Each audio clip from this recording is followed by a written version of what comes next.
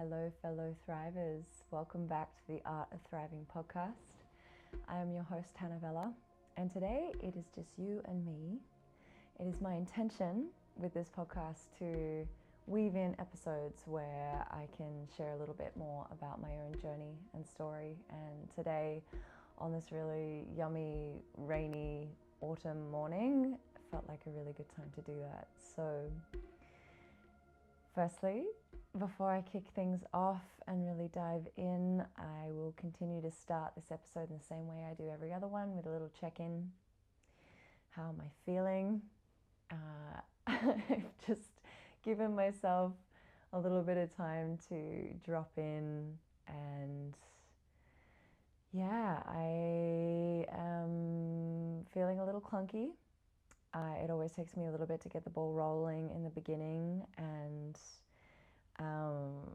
I can feel in this moment the desire to just stop and start again, but rolling with the intention of letting this podcast be whatever it wants to be. In its rawness, I'm going to keep going and keep saying words until I find the flow. But I am also feeling really inspired. I just went for a walk this morning and listened to the last episode with Joshua Payne, that if you haven't caught yet, I highly recommend. I spent a couple of days last week trying to get that to upload, figuring out all the tech and the formatting, and had quite a few issues with it. So when I finally got it to you, I was off to Confess for a week, and I've just emerged to be able to soak it up in its full edited format live.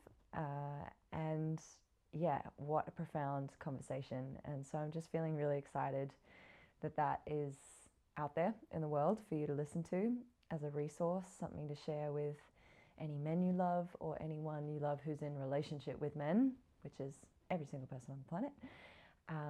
Yeah, it's an incredibly potent, supportive episode. I am also feeling really reset after a few days at Confest, which is a festival on the border of New South Wales and Victoria here in Australia. It's been running for 50 years. It started as a conference where people in the 70s were coming together to try and figure out a new world order because they weren't happy with how our governments were handling things. So it has since turned into a really beautiful grassroots party. And when I say party, it's not really the appropriate word. It's a coming together of humans to connect, to dance, to share resources. There's you can put your name up on the workshop board, and you can volunteer as a contribution to the festival. It's encouraged that everyone gives a couple of hours of volunteering in some way, shape or form. You also buy a ticket. But yeah, I spent most nights dancing under the stars with my girlfriends and by the fire to drums. And what I really loved about that in particular was I haven't really danced around a drumming circle by the fire since I was in my early 20s. And that particular fire pit with those particular drummers was a big part of where I connected to my feminine power, that sense of wild woman in me. And yeah, I kind of thought I'd lost contact with that part of myself in a way. I thought, oh, maybe I've just grown out of it. Maybe it was just a maiden chapter. What I realized is I just haven't been around drumming circles that are as good as that one and that take me as deep. So it felt really beautiful to rediscover and reconnect with that aspect of myself. And yeah, just so many nourishing moments to be had. So today I felt like I wanted to speak into my relationship with scarcity as one of my greatest teachers. And it's an ongoing relationship. And also in particular, a little bit about my story traveling to over 16 different countries in 2023. Because I feel like, and part of why I want to speak about it today is also a reminder to myself of what's possible. I feel in moving home back to Melbourne and starting from scratch in many ways, letting go of different aspects of my work to create space for something new, I feel like I'm revisiting the version of myself that was very much alive at the beginning of that last wave of stepping into all of my offerings and all of my work. And she was like putting a lot of pressure on herself and had no idea how to sustain herself through doing what she loved. And I've come a long way since then, and I know now, and yet the same themes that were sort of alive 8 years ago are resurfacing for me to have another look at. And I feel like my soul's been like, cool, how can we look at this time and move through it in a more efficient way to integrate these pieces a little bit deeper. So in reflecting on this story, it is for myself, and it is also, for you beautiful listeners. So in 2023, I was in an open relationship with my ex-partner, and that was not my preference. However, he's 5 years younger than me, and he had been in back-to-back relationships since he was 17. And he'd never really had that chance to explore who he was outside of that relationship. And so when we met, he expressed that you're everything I've ever wanted. I've called you in. And also, I'm not ready. And I really felt like, okay, if this is just a chapter of our time together, I don't want not having this to get in the way later down the track. I had this time to explore my sexuality and myself in the world independently of being in a committed relationship, and it was really pivotal to my growth. And so I just felt the importance of him having that time, and I figured whatever insecurities were alive for me, I wanted to be able to work through them to make sure there was nothing in the way of me being able to be in this love, because it was everything I had asked for as well, minus the commitment piece. So I really struggled with that. I'd done plenty of open relating, but never with anyone I was in love with. And I really went to the depths of myself and met the version of myself that was well and truly outside my center. And I felt pretty crazy, and there was just a lot of processing constantly. It was like my whole world was consumed with everything that brought up. And one weekend I went to Tasmania with my girlfriends for two sisters' 31st birthdays, and we had this incredibly huge space. I was with sisters from Melbourne, and as I was living in the Northern Rivers, I hardly ever got to see them as much as I wanted. So I was torn between being like, I'm finally with my sisters and I can't be present because I'm so much in my pain body. And it was this real paradox of being in such a beautiful space with such beautiful women who, we were exploring deep ceremony together and deep play, and just having like epic cocktail nights and dancing on the bar, and this expression of our sensuality and eros, and being in so much vibrancy, and also not being able to fully step into that and enjoy it because of where I was at within my own process.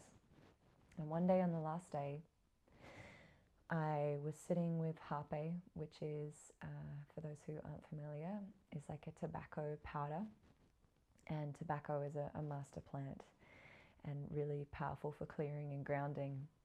And I just prayed and I said, if there is any way to support me in releasing this heaviness on my heart, to come back to my own center, to support me to not be so deeply influenced by his process and where he's at, I pray that I can find that.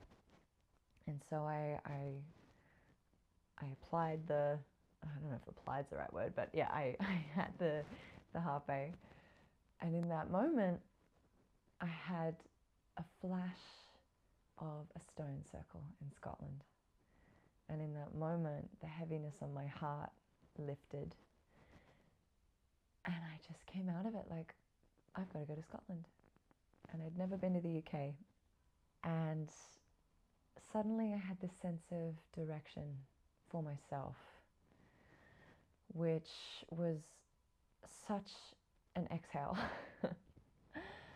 And so I started preparation for that. And I think it took me close to a year. And in that time, my Sage and I, my ex-partner, we established that like he was going to be going traveling for what was likely to be 7 to 10 to 12 months.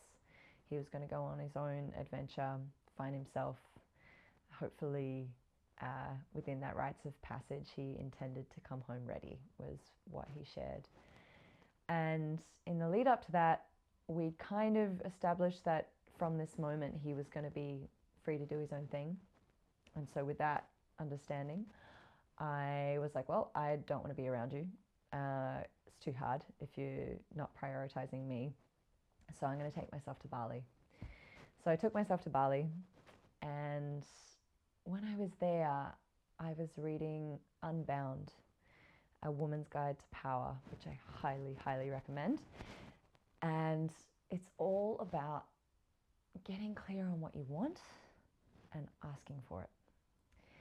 And I realized that at the time I was so anxious because I was trying so hard to get on board with what he wanted that I hadn't actually stopped to ask myself what I wanted. Very classic feminine thing to be doing. And so when I asked myself what I wanted, I realized I wanted to run a retreat in Greece. And I wanted to travel. I wanted to travel on my own. I was like, okay, life felt so exciting with him here. How can I create that for myself without him? I want to travel. And so I came home from Bali realizing that I needed to move out of my home, move somewhere where I could start saving more money and just simplify all of my stuff and not have somewhere where I needed to keep it. So I moved out of this incredible house, which was a minute and 40 seconds from the beach, walking from the front door to the sand. And I'd lived there for a couple of years with my ex-partner before that, and another housemate. It was 3-bedroom. I had a treatment space. I had it mostly to myself most of the time. It was so beautiful, but it was like, okay, time to move on. Moved out, moved on to Sage's boat because it was very affordable to be there while he was traveling, which was also really beautiful, just living close to the water. And in doing that, I actually created space for when he was traveling. Very suddenly and tragically, one of his friends was in an accident and passed away. And he reached out and said, I want you to come to Nepal. And so in asking, like, if you feel like this is actually going to support you and you're not, like, I was basically like, I want you to sit on it. And if it feels really true, then yes, I will come to Nepal.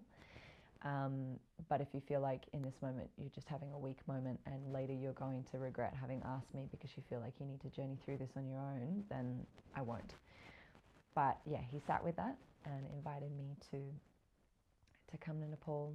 And because I had moved out of my house and consolidated all of my things, I was ready to go at the drop of a hat and booked flights for like 3 days later, flew to Nepal, and yeah, we hiked the Annapurna base camp together and spent a couple of months in Nepal and Thailand, which was very unexpected for the independent solo journey that he was having, but I eventually came home and he continued on that. And yeah, so in coming home, I continued to save so I could go on my own journey. He was away for 4 months in total. When he came back, we had a week together, and then I left.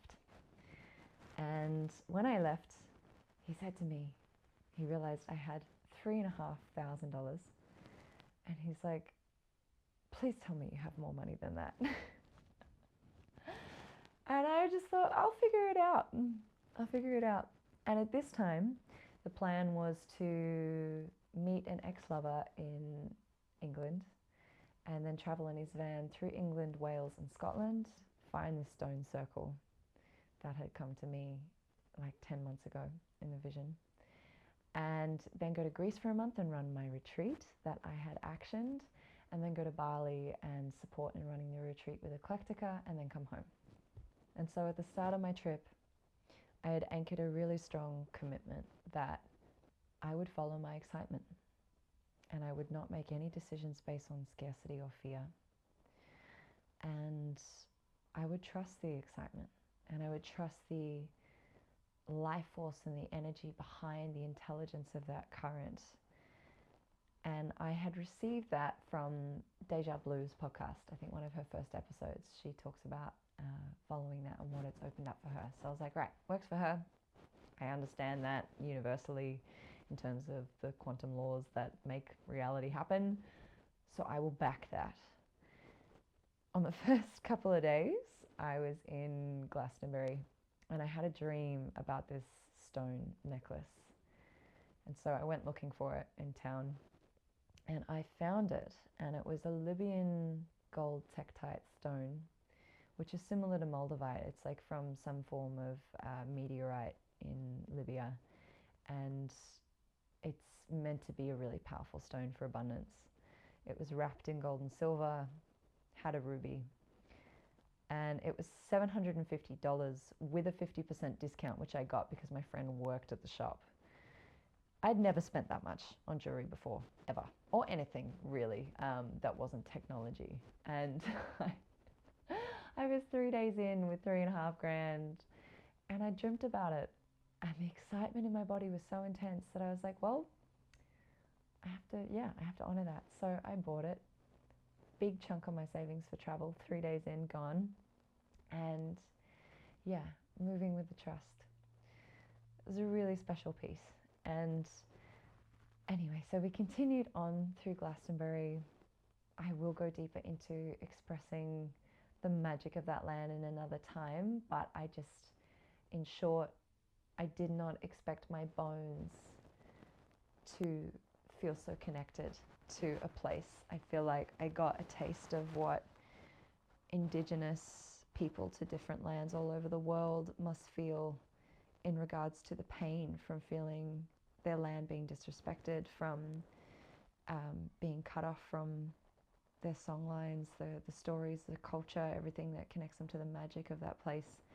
I've understood that on a cognitive level, but until I experienced feeling connected to the land like that, I couldn't really get it. And yeah, it surprised me how much I fell in love with the land of the UK. It's like I've known this place, and I'm walking around looking at all the flowers and the herbs and going, you're medicine, and I don't know what you do. Yeah, so we had a really beautiful time traveling through England and Wales and going to around Scotland to different stone circles. And after a little while, I realized that I was going to have to figure out where this stone circle was that I'd seen, because we hadn't stumbled across it. And I knew I had a limited amount of time with this ex-lover before he had to go back to London. So I thought I better start trying to find it on Google Maps. So I'm searching stone circles and I'm clicking on different images and I'm going, not it, not it, not it. God, maybe I got it wrong. Maybe it's not in Scotland. Maybe it's Ireland. There's a lot more stone circles in Ireland. Gosh, like how am I going to find it? And so I zoomed out in the maps, and then I saw the stone circle on the Isle of Lewis, which is this little island off the coast of Scotland. And there it was, Callanash stones. Now, if you've seen Outlander, those are the stones. Except in Outlander, they actually made like styrofoam copies that look so real, but they're in the show, they're not actually the real stones. However, yeah, they were based on that design pretty much to the last detail. So I saw the stones on the map and thought, oh my God, there they are. How the hell do I get there? So after traveling with this ex-love for a little while, he dropped me at a bus stop and I caught a bus out to this ferry caught the ferry over to the island, stayed in this cute little hostel that was filled with mostly old cyclists, which is really gorgeous, in this tiny little Scottish coastal town, which was just beautiful, and the people were just beautiful. And then, without realizing that there was a bus out to the Stones, I got up one morning at 4 a.m, hired a bike, and cycled out to the Stones. And for some reason, like, bikes that are designed for cyclists, I find are much harder than your standard bikes. And it's freezing cold. I'm riding into head-on winds, and I'm looking at the arrival time getting further and further and further away. And yeah, it was quite the pilgrimage. It was, I think, several hours to get out to the Stones, only to discover that there was a bus that could take me. But, you know, part of the adventure. I got to the Stones, and I'm going to give this the space to express the experience here that it deserves. Even though I intended to talk more about the overall travel, this moment was really significant to the journey, as it was what called me there. And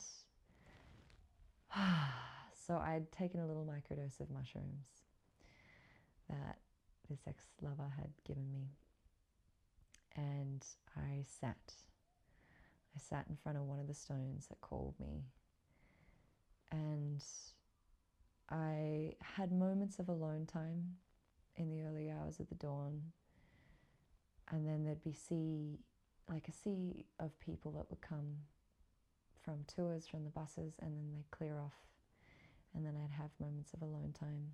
And actually, a key detail in the vision was me dancing in the stones. I didn't mention that before. When I saw the stones, I saw me dancing in them. I saw me feeling liberated and at peace in myself. And that was the visual that felt like an answering to my prayer, feeling at peace in my heart, and yeah, connected to myself and sovereign from being influenced by his experience and his choices. And so, yeah, I sat in front of these stones and just opened my field of awareness with the intention of listening. It's like I've come all this way to these ancient elders that have stood the test of time, that are older than Stonehenge. The stones themselves are millions and millions of years old, let alone having been placed in that space for thousands and thousands of years. And yeah, I sat and I listened, and I felt the stone I had chosen felt like a guardian. It felt like this guardian energy. And so I asked, like, what is happening here? What are these stones about? And I started to see these energy tendrils coming up from the tops of the stones into this central point where there was this orb, looked like a grid of the earth, to be honest. It was like this circular orb covered in like grid patterns in light, like emanating in light. And from that ball there were these other cords that went out across the land, and then like down into the stone circles and through the land. And I felt like each stone had more of a yin or yang energy, and I could feel that it was also a bit of a compass, in that it ran north to south, east to west.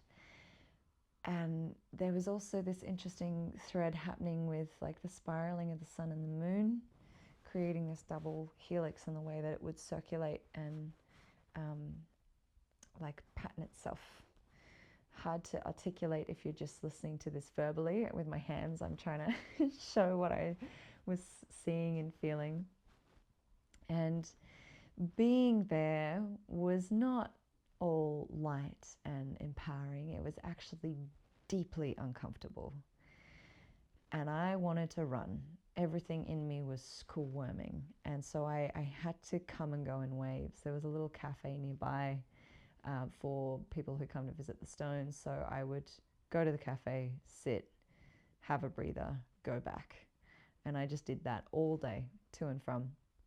And I had like the insanity of the stories of everything that was coming up, all the insecurities. Who was he with? Who was he connecting with? All this like, and yeah, I had to really sit in it. It wasn't just like the land just like peeled it off me. It was like, no, you need to face this. You need to confront it and feel it and move through it. In one of the moments that I walked inside, I found a book on the shelf. And in picking it up, there was lots of different books about the stones, but there was this particular one. This woman had written that she was an energy worker, and she does grid work on the Earth's planetary grid. And I really am putting the intention out to have Dea Dover on the podcast eventually, because she can speak so epically to the Earth's grid. Yeah, so she had this book, and I picked it up and I was looking through, and she spoke to feeling called to one particular stone, which was the same stone that I felt called to sit in front of. And she described it as having a guardian energy. She then had a drawing that she'd done of the visual representation of this light coming out of the top of the stones and creating this orb in the center, and then spreading across the land. She spoke about its connection with the sun and the moon, and the way that that spirals in this double helix pattern as the sun and the moon kind of cross each other in that spiral, and the fact that it runs like a compass, north to east, south to west. So that was just incredibly affirming. And on the front page, she had the words, "The stones will speak to those who have ears to listen." And so I came back to the stones and sat and just opened myself up and allowed everything, all the pain, all the insecurities, all the unworthiness, the stories around why had I attracted a love that felt so right and yet I wasn't being chosen. What a head fuck. And then I felt my body move from a place that was like deep, coming from deep in the earth. And my body took over and let myself dance it through. And at this time there was like a sea of people who had come on the tour. And yeah, it was a moment to just allow myself to move regardless of worrying about being perceived, which, despite all the work I feel like I've done on this, is always still an uncomfortable edge. And yeah, I danced with the stones, and I danced it through, and I felt with a combination of the powerful center that was this land, the mushrooms, and the deep listening, I plugged back into this ancient part of myself that knew who the fuck I was.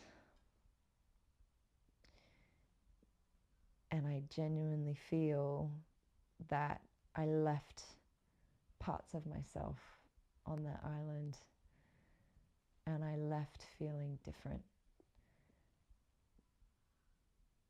It wasn't as black and white as that was it. I knew what I needed to do. It was kind of the first step in the rest of that realization of, basically the rest of the trip was the integration of this. And when I got to Greece, I was invited by Dea Dover to come on tour with her, which I had been trying to manifest since I first saw her 8 years ago. At that time, I traveled through England, Wales, Scotland, had bought the necklace, had gone to Greece, and I had no idea how I was going to afford to make the tour happen. The plan was to go to Bali and then home. So it would mean it would mean I had gone from Greece to Bali and then had to go back to Europe. But I was trusting my excitement, and I was being deeply confronted in that moment with the scarcity. But I was like, I've been asking for this. I can't turn this down. So I said yes, and I trusted I would make it work. And I did. And I actually had the offer from a beautiful sister who was like, if you get really stuck, you can take a loan from me. I didn't need to do that. I created offerings when I got back home, so the payments started coming in for that. I think the day I ran out of money when I got to Bali, I got paid by the Eclectica retreat. There was just this incremental flow along the way that just allowed me to keep moving. That also required me to create action and move towards it and put things in place to open money portals to support that. So it wasn't totally passive in the way that the universe just initially gifted me these things. I said yes, and then I had to listen to the deeper thread that would allow it and align myself with that. And so, yeah, I said yes. And then at the end of my time in Greece, at the end of the Priestess of the Waters retreat I ran, which is its own epic episode with, I think I had eight or nine beautiful sisters soaking up the magic of the Zakynthos Islands in Greece, going deep into ceremony and ritual. And it was just like everything that I had initially dreamed that I would create following that excitement of, I want to run a retreat in Greece, made it happen. And spent some time in the most beautiful spaces in Greece too, like the accommodations that I chose to stay in because I was following my excitement. I still am like, I don't remember that being a stress to pay for. It was just a yes. And what I remember is the magic that opened up for me, and the connections and the experience I had from being in those spaces. And I'll never forget the beautiful man who was the caretaker of one of the spaces I stayed in Greece on Kefalonia Island. He was grinning like a child and opened the door to let me in to see the space, and he was just bursting at the seams with excitement because he knew what was waiting for me. And it was this view that looked over the ocean and the bay of this island with piercing deep blue, green, turquoise water, and it was literally a straight drop from the balcony down to the ocean. Like I could set up my camera and film myself from the balcony and then go down and swim below. It was just one of the most romantic places I've ever been, and I just got to experience it for myself. And it's still one of the most favorite places I've ever been, and the most expensive. But I saw it and was like, I'm staying there, and I made it happen. And so yeah, I'm sharing this to emphasize the following of the excitement and the places I stayed. I spent money, and I got to the end of my trip in Greece and got invited to go into a Udaya and was like, well, I don't really know how I'm going to make this work. I was on my way to Bali when she asked me. I was still in Greece, and then got to Bali, got paid. That was enough to get my flights back to Europe and have a little bit for accommodation when I got there. I was coming to the end of my time in Bali, and we were flying straight to Switzerland for the tour, and I still didn't know where I was going to stay. And I was like, I better figure that out. And anytime I looked online, like hostels were so expensive for a shitty room. And I was like, this doesn't feel good. I don't want to spend that much money and stay somewhere that doesn't light me up. So I put out a call. I was like, is there anyone in Switzerland who could house me? And this beautiful sister, Giudetta, who, yeah, I'm actually having a phone call with tonight. We're still really close and connected. She had been following me for like 2 days. And she reached out and was like, I would really love you to stay with me. And without sharing too much of her own process, like she was going through a big change in her life. And she didn't really have anyone like me in her world who had the same sort of level of awareness or language around going through such a transformation. And so she really wanted me to stay to just be able to be in conversation around that. So me being there was actually giving her a lot. And it was also giving me a lot because she picked me up in a Tesla from the airport, took me out to this gorgeous house in the middle of the country that backed onto a forest. And it was like I just met this soul sister from the stars. Like it feels like we're from the same star. And yeah, we both just received so much from that exchange. She also picked Honey up, my sister who was performing with Dea, housed us both, took us both to the shows, showed us around, and yeah, I now got a really beautiful, treasured friend out of that ask. And I didn't have to stay in a shitty hostel and spend any money. And so Switzerland was just incredible. And then from there, we went on tour to Poland, Berlin, Amsterdam. I popped into Paris, which was awesome because like I had gotten to the airport and literally didn't know where I was going after that. I was really listening to the thread moment by moment, and I was like, okay, I'm at the airport. What flights do you have out today? And they listed a bunch, and Paris was one of them, and Honey and Vanessa were in Paris already because they didn't come to Poland for one of the shows. And so I was like, I'll go to Paris and be with my girlfriends. I've never done that. I've never literally gotten to the airport and been like, where is flying out today? Just chosen a place. So highly recommend doing that at one point in your life. It's very exciting. I got to Paris and had a beautiful adventure there, wining and dining, just basically living it up wherever I went. And I think I got to the end of the tour. I'm not sure I had actually booked my flight home yet. I may have, but I remember realizing that I was coming home with no money. And there's something about being out of that travel space where there's like, you know, you're so in flow state, and then it feels like this threshold back into the normal world where it's like, oh my God, how am I going to support myself? Even though I'd been making it work for months overseas in a foreign place. Yeah, they were starting to have that anxiety creep in. And at the end of the trip, I received $32,000, which honestly just felt like the deepest affirmation of following my excitement, trusting my desire, backing that fully. It just felt like life was going, here you go, here's the reward. And that $32,000 was gifted with the intention of like, you have to put this towards things that are going to support you to get further financially. So whether that was into a business, investing it in something, going towards a home, whatever it was, it wasn't to be used just frivolously. And yeah, I remember receiving that on one of the last days of the travel, and I think I had like $20 left in my account. And then all of a sudden I had 32 grand. I'd never had access to that much money. It was a complete expansion of what my nervous system could hold.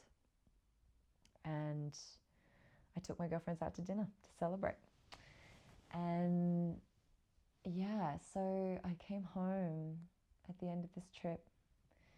Another little thread I want to speak to with the open relating and figuring that out was in traveling with Daya Dover in Hamilton, feeling just this blueprint, this reference point for this divine union in the way that they support each other, listen to each other, love each other, understand and support each other's roles within the partnership, create together from a place of deep service. It was the ultimate transmission. And I was like, I want this. This is what I want. I want a partnership of this caliber and this commitment to be able to create for the greater good of the whole from that place. Like, that was my prayer. Beyond the self, beyond the pleasure and the gain that I would receive from that partnership, I want something that stable, epic, nourishing, deep, to be able to create for the whole, for the greater good of the whole. And in being around that for weeks at a time, I received the integration of what I got at the Stone Circle, to be able to really acknowledge that, like, the dynamic I was in, I don't want.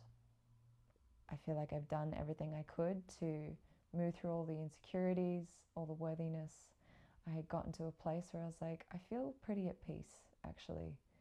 Like, that was what I got from the Stone Circle, was I feel at peace with whatever he's doing, but this isn't what I want. And, you know, I just want to emphasize power to each person in what they're choosing. I think I'm not speaking badly against open relationships. I think it's about tuning into what feels truly authentic for you. And I think there is a gift in like leaning outside of ourselves, not outside ourselves, but leaning into those edges to discover who we are and the uncomfortability, but ultimately so that we can stop self-sacrificing and be really true in honoring what feels good for us and what is best going to serve our nervous system so that we can create what we're here to create, and be who we want to be. And so, yeah, I came home from travel and was like, I love you more than anything, but I'm out. Can't do this dynamic anymore. And in that, we started the process of letting go, because he was like, I'm not ready. And I was like, cool, yeah, you should have that time and that space to fully enjoy that without worrying about me. And I had completely surrendered any potential reality where I thought that that would be a potential outcome of us being together. I didn't see it. I couldn't feel it. I basically thought that any timeline that was available to us being together had dissolved. And I did, in one moment in England, I was just walking across the grass one day after I'd made the decision and I knew that I needed to like end it. And I saw this timeline open up for a flash of a second where I saw us on the same page and I saw us wanting the same things, and we were so happy. And it was for a punteth of a second, I'm talking like a fractal crack in the quantum field. And I was like, wow, how weird. Like I knew in the decision I had made and where I knew him to be at that wasn't available. I was like, interesting, maybe in another parallel reality. And so on getting home, shared that with him. Hardest thing that I've ever had to do, short of actually recently leaving each other, but having to have the conviction and the willpower to like be like, I don't want to continue like this. Wasn't easy. Definitely like went backwards and forwards on a little bit of like, maybe if I'm not holding the energetic space for him to be my person, I can still be here and enjoy this, and like trying to negotiate with myself, and just realize like, yeah, I actually have to let go. And we started the process of letting go. I started to grieve. I went to Melbourne for a week to teach, and when I came back, now before I share this, he had always promised me that he would never choose me unless he could do so from a really clear, grounded place of knowing that's exactly what he wanted. And I trusted his word. And I came home, and while I'd been away in Melbourne for the week, he had this huge awakening and realized that fear was in the way. And when he realized fear was in the way, he'd had this physical purge. And basically through sitting with other brothers and them holding space for him, he realized that he wanted to step in. And so when I came home, he was like, I'm in. Let's do this. And I was like, huh? My response was literally, I'm sorry, what? I had whiplash, and it took me a couple of weeks to like wrap my head around this time jump. Yeah, it was a huge process in the scheme of things, because I had unchosen him, and then it took a bit of time to re-choose him. Anyway, so we had a beautiful year together, just about, of being in committed partnership and giving it a proper chance. And for those who listen to the first episode and who know me know that eventually we reached a place of realizing that we want and need different things, and had a beautiful uncoupling. And yeah, we're both in a lot of acceptance and knowing and peace around where we're at. And actually performing for Dea Dover in Byron Bay was this beautiful full circle moment, because I was backstage and she was on stage, and she was asking the audience, what is your highest prayer? What is it that you want to offer the world? What is your highest prayer? And for me, it was being in a union with someone who wanted to raise a family and felt the excitement and the commitment behind that, so that what we give to those children can ripple through time, can ripple through generations, and really epically be the luminaries for our lineages and seed something new.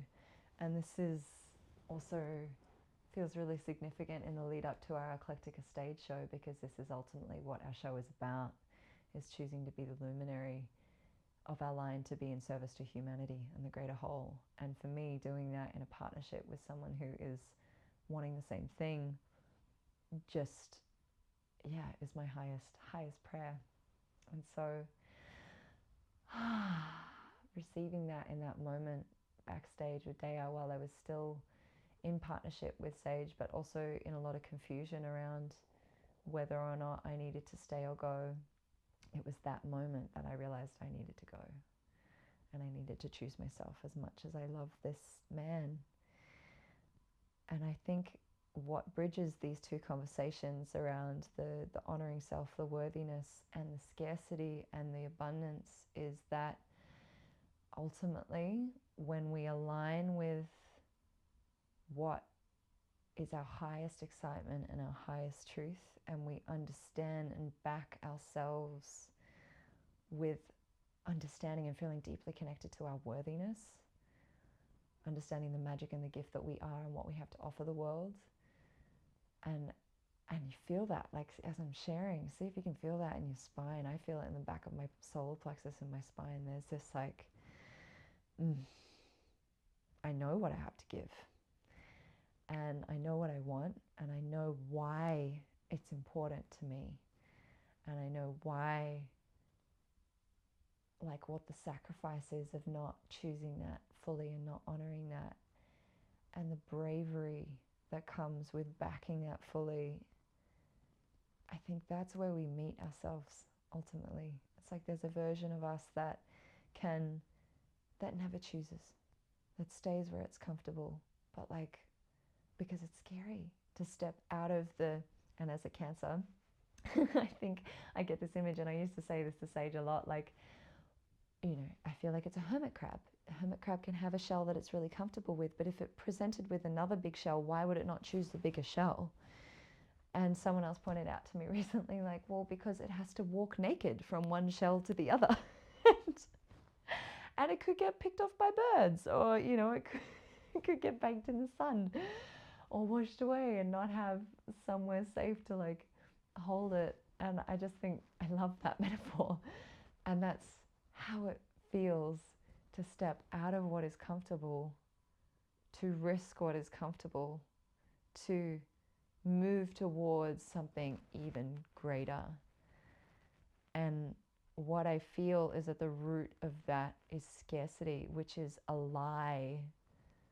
Scarcity is a lie. Our programming that we can't create what we want when we fully back it is such a clever manipulation. And when we do fully back what we're after, we create space for it. When we let what we have known die, we create space for it. And so providence moves to support us in that. It may take time. We might get slapped around a little bit in the process, but ultimately it is supporting us to get ready for what it is that we're wanting to step into. And for the women listening who have not been taught how to ask themselves what they want, that is the most powerful thing you can do. What do you want? And that can be like such a brain stretch. And if you can't get clear on it, what does it feel like? Maybe start with what it gives you. Maybe it gives you freedom. Maybe it gives you a sense of peace. Maybe it gives you a sense of ease. Maybe it fills you up creatively, like whatever that is. And I feel like for myself, I'm now in the inquiry around that again, because the dream for the past 3 years has been Buy a Boat with Sage, which started as something I wanted and then became what we wanted.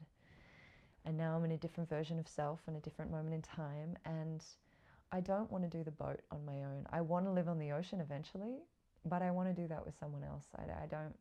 I want to be around community. I want to be creating in partnership. I don't want to be living in a lone wolf on the ocean by myself. And sure, I could bring community to that, but it doesn't feel like it's the highest expression of what I'm wanting. And so I'm in the asking of what does that look like? What does that feel like? And I am coming up against, that's too big. That's not possible. That is da-da-da-da-da, whatever it is. And being with those parts and been like, well, we may as well reach for the stars. And if we can see it, or if we can visualize it, then it's possible and it's real. And what's interesting is that in letting go of this epic love, the first time I did that with a partnership before Sage, I let go of that partnership because it was beautiful and comfortable, but I wanted an epic love. And I found it. But when I let go of that first love, it was scary. I didn't know if I'd find it. This time, in letting go of this epic love to create for something that's like more aligned and deeper, I know that I'm going to find it. I can feel it. I can feel the frequency of it on its way to me. And I just trust its timing. You know, it could take a while, or it could be next week. Who knows? But I trust it. What's interesting is that in recreating something for myself in terms of a vision for work, I'm coming up against all the old fears of scarcity, and it's new, it's uncharted territory. At least with the love, I have this reference of, okay, I know I've gotten what I asked for last time. With the creating for my passion and my work, I'm pushing new barriers of what's possible, and I haven't been here. And so it's like, but we're going to keep leaning in, and we're going to keep getting curious about where it is we want to go and what we want it to look like and how we want it to feel. And I feel like I'm being deeply initiated in this way because ultimately I trust this universal truth that when we know what we want, we back it with our excitement, that it will happen. And our doubt is the only thing in the way. And this is what I love supporting other people with in their work. And when I see them do it, it affirms it for me as well. It's this beautiful reciprocal, like I trust it, I believe it, and then I support others with it. And when I see them do it, I get the deeper knowing in myself.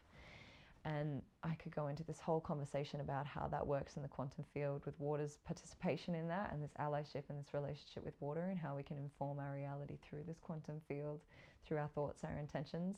But on the simplest level, just for anyone who needs a cognitive understanding of how this works, your thoughts turn into a chemical process, like a chemical reaction to the frequency of those thoughts. They then turn into this chemical solution that is broadcasted through your cells, through your biowaters, through your blood, out into the field. And so you inform your reality internally and externally. And the subconscious will create what it knows to be true. Consciously, you might be like, I don't want to do that anymore. But if the subconscious goes, this has helped us survive, this has helped us get to where we are, then this is what I'm going to continue to create, because this is what I know works for our survival.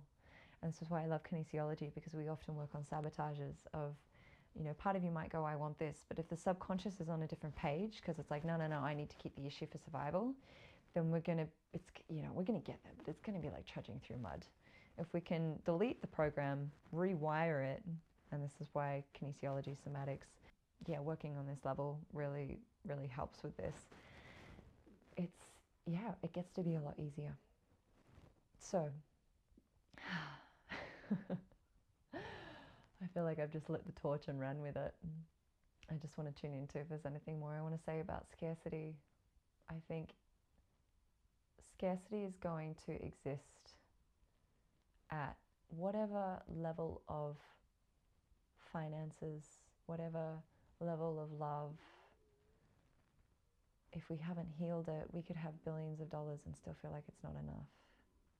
And so it's about healing the root of the issue, that core root of the issue, which is a lie. And how you do that is every time you feel scarcity, you choose to acknowledge it and go, thank you. Feel where it is in your body. Feel what sensation it is. Take a breath. Create space physically. When you can feel the internal energetic contraction, if you choose to counteract that physically and create space, you're allowing a pattern interrupt, a pause long enough to choose to anchor something new.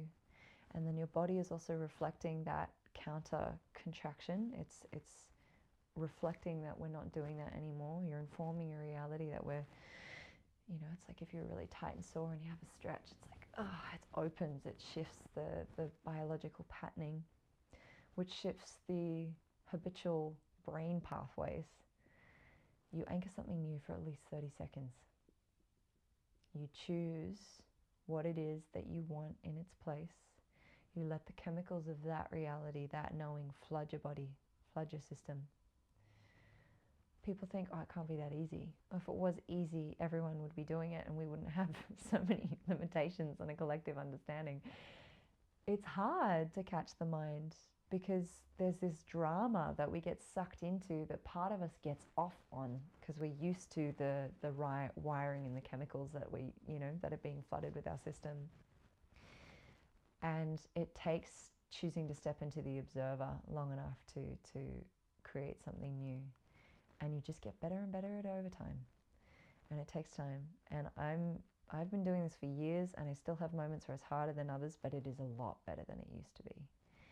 And ultimately, when I let go of the worry, I'm not energizing the reality that I don't have anymore. And I'm anchoring, I am supported. I receive what I need to. I'm by no means a master of this. I'm still very much figuring this out. I want to emphasize that this feels like my deepest teacher. And it's why I'm wanting to talk about it today, to have the reminder for myself and for listeners, because I have weeks where I'm bringing in thousands of dollars and then nothing for a while. And what I'm working on is expanding the consistency. I always have enough. I always have enough to do what I want to do. I want to expand that into something that is more supportive for my nervous system, that allows me to take bigger actions from the moment I feel them, instead of having to get the mechanism to work and move in order to action the thing. Having resources that I can pull from. That's what I'm working on at the moment. So yeah, I'd love to just take a breath together. Let's breathe in. These big themes. And I think every human on the planet struggles and works with this to some extent.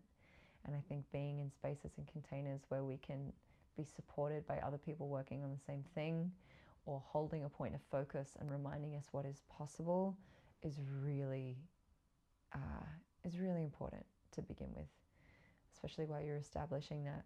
This is something I really love supporting other people with. So little plug, come do my mentorship. This is something we work on in The Sovereign, is this wealth mindset and looking at those deeper ancestral imprints and also soul imprints that are potentially in the way, blocking the subconscious of what is possible in regards to money and love. And I think I've talked about it in the Money as a Lover podcast with Kelly. I think it's episode 3 or 4. And yeah, talking about the fact that somatically, there can be a lot of scarcity held in the anus, which I invite you to lean into. If there's contraction and resistance in me saying that, what shame is present, connecting with that part of your body, that is a part of your body, maybe there's something there to explore on a physical level that can help de-armor and open this up as well. So I'm feeling that is coming to a really beautiful close. I'm just wondering if there's anything else I want to share. Yeah, I feel like I just want to anchor for another time, your doubt is the only thing that's in the way. If you can see it, you can visualize it, then it's possible. Trust that. Trust that intelligence. Trust that excitement. Start small. Treat failures like a rite of passage instead of a sign that you're not supposed to be doing the thing. Start small. Let it build. It's like anything, when you give it energy, you give it time. That's why Sacred Slut was so successful, because it was over years of momentum. And I'm reminding myself that as I'm starting with something new and tuning into the birthing of what's next, that I may need to just start small and give it time. So yeah, that feels complete. Thank you so much for tuning in and listening to this episode and coming on this quite vulnerable share with my process over the last couple of years, that everything I've shared has fortified me into the woman that I am and the woman that I'm becoming. And I feel really passionate about these threads of being in touch with what you want, backing yourself, and being connected to your worthiness, because it's so important.